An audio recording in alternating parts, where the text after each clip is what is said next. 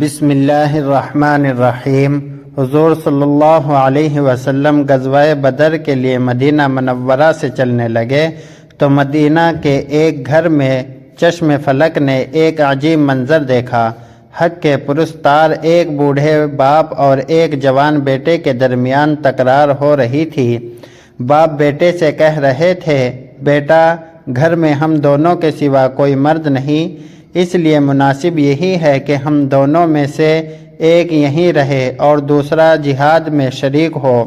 تم جوان ہو اور گھر کی دیکھ بھال بہتر طور پر کر سکتے ہو، اس لیے تم یہاں رہو اور مجھے رسول اللہ صلی اللہ علیہ وسلم کے ہمراہ جانے دو۔ اس کے جواب میں سعادت مند فرزند والد گرامی سے کہہ رہے تھے، ابا جان، اگر جنت کے علاوہ کوئی اور معاملہ ہوتا تو مجھے گھر پر رہنے میں کوئی عذر نہ تھا۔ مجھے اللہ نے اتنی قدرت دی ہے کہ حضور صلی اللہ علیہ وسلم کی ہمر کعبی کا حق ادا کر سکوں، اس لیے آپ یہاں رہے اور مجھے جہاد پر جانے کی اجازت دیجیے، شاید اللہ تعالیٰ مجھے شہادت کا شرف بخشیں۔ بڑی رد و قضا کے بعد باپ نے فیصلہ دیا کہ قرہ ڈالتے ہیں، جس کا نام آئے گا وہ لڑائی پر جائے گا اور دوسرا گھر پر رہے گا انشاءاللہ۔ بیٹے نے باپ کے حکم کے سامنے سر خم کر دیا۔ قرہ ڈالا گیا تو بیٹے کا نام نکل گیا۔ ان کو اس قدر مسرت ہوئی کہ قدم زمین پر نہ ٹکتے تھے۔ جذبہ شہادت سے سرشار اس فرزند صالح کا نام حضرت سعد رضی اللہ تعالیٰ عنہ تھا اور والد بزرگوار کا نام حضرت خیثمہ رضی اللہ تعالیٰ عنہ تھا۔ حضرت سعد بن خیثمہ رضی اللہ تعالیٰ عنہ کا تعلق اوس کے خاندان عمر بن عوف سے تھا۔ حضرت سعد رضی اللہ تعالیٰ عنہ کو اللہ تعالیٰ نے فطرت سعید سے نوازا تھا۔ ہجرت نبوی سے کچھ عرصہ پہلے جو ہی ان تک دعوت و توحید پہنچی، انہوں نے بلا تعمل اس پر لبیک کہا۔ 13 بعد بعث میں ان 75 جوان مردوں میں شامل ہو کر مکہ گئے، جنہوں نے بیت عقبہ کبیرہ کی سعادت حاصل کی اور نبی رحمت صلی اللہ علیہ وسلم کو یثرب تشریف لانے کی دعوت دی۔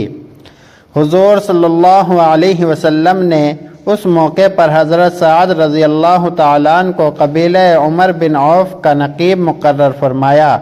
ان کے والد بھی اسی زمانہ میں شرف اسلام سے بہریاب ہوئے۔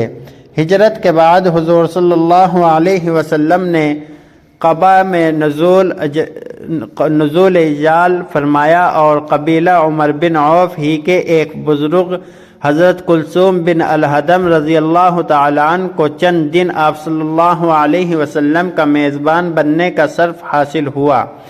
اس دوران میں جو لوگ حضور صلی اللہ علیہ وسلم سے ملاقات کے لیے آتے تو آپ صلی اللہ علیہ وسلم ان سے حضرت سعد بن خیثمہ رضی اللہ تعالیٰ عنہ کے مکان میں ملتے تھے۔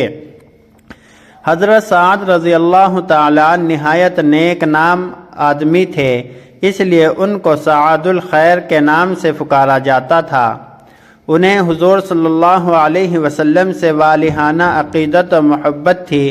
غزوہ بدر کے موقع پر جب قرہ فعال ان کے نام پڑا تو نہایت ذوق شوق سے حضور صلی اللہ علیہ وسلم کے ہمر کعبی میں بدر پہنچے اور کفار کے خلاف بڑی بے جگری سے لڑے۔ ہنگامہ کارزار میں دشمن ایک سوار ان پر حملہ آور ہوا۔ وہ اگرچہ پیدل تھے لیکن نہایت پامردی سے حملہ ور سے نزد بد آزما ہوئے۔ حضرت علی رضی اللہ تعالیٰ عنہ ان کی مدد کے لیے بڑھے، لیکن اس اثنا میں دشمن سوار کا وار کارگر ہو چکا تھا اور حضرت سعد رضی اللہ تعالیٰ عنہ جام شہادت پی کر ابدی زندگی حاصل کر چکے تھے۔ انا للہ و انا الیہ راجعون۔ بعض روایتوں میں ان کے قاتل کا نام تیمیہ بن عدی اور بعض میں عمر بن عبد ودی آیا ہے۔